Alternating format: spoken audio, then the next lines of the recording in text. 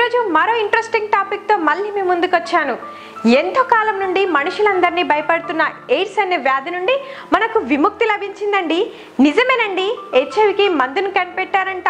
అది ఎక్కడో విదేశాల్లో కాదండి, మన దేశంలోనే, అది మన హైదరాబాద్లోనే.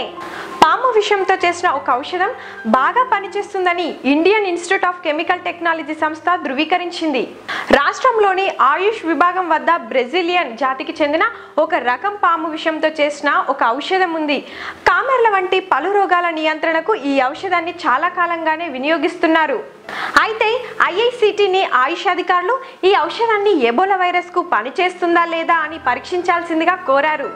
కానీ ఎబోలా వైరస్ కి సంబంధించిన పూర్తి సమాచారం లేనందువల్ల దానికి దగ్గరలో ఉన్న హెచ్ఐవి పై టెస్ట్ చేశారంట.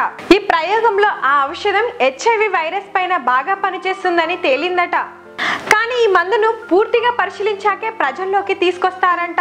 ఇదండి ఈరోజు టాపిక్. మరిన్ని కొత్త విషయాలతో మళ్ళీ మీ ముందుంటాను. అంతవరకు బాయ్.